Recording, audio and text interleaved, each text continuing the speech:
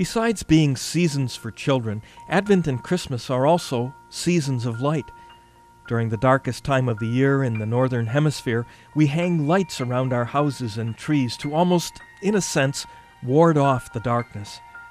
And as we reflected in this month's general intention, there is plenty of darkness, plenty of evil in our world.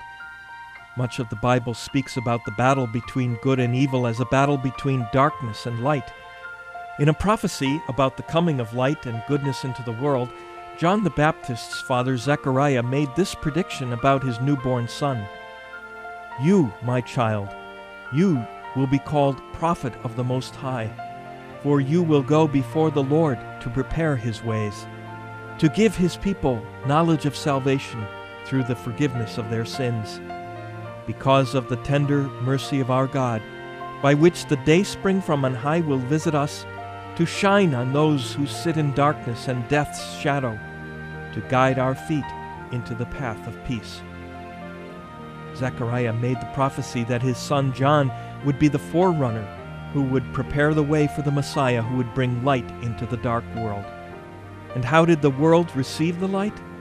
It didn't, at least not as a whole. Here's how John's Gospel, chapter 3, puts it. "The light came into the world, but people preferred darkness to light because their works were evil. For everyone who does wicked things hates the light and does not come toward the light so that his works might not be exposed. But whoever lives the truth comes to the light so that his works may be clearly seen as done in God." Those are powerful words that challenge us to accept and live in the light, who is Christ. And that's what Pope Benedict wants us to pray for in this month's mission intention. Specifically, we're praying that during Christmas, the peoples of the earth may recognize the incarnate Word Jesus Christ as the light that illuminates every person.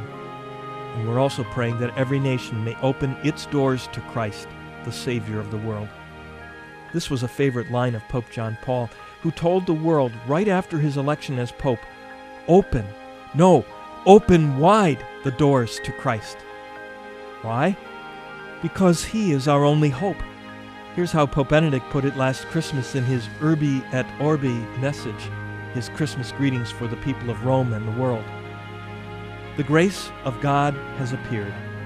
That is why Christmas is a feast of light.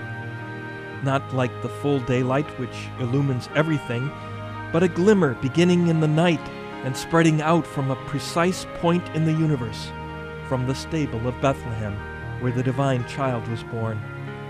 Indeed, he is the light itself, which begins to radiate as portrayed in so many paintings of the Nativity. He is the light whose appearance breaks through the gloom, dispels the darkness, and enables us to understand the meaning and the value of our own lives and of all history. The grace of God has appeared to all. Jesus, the face of the God who saves, did not show himself only for a certain few, but for everyone. Although it is true that in the simple and lowly dwelling of Bethlehem few persons encountered him, still he came for all, Jews and Gentiles, rich and poor, those near and those far away, believers and non-believers, for everyone.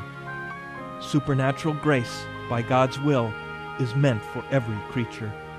Yet, each human person needs to accept that grace, to utter his or her own yes, like Mary, so that his or her heart can be illumined by a ray of that divine light.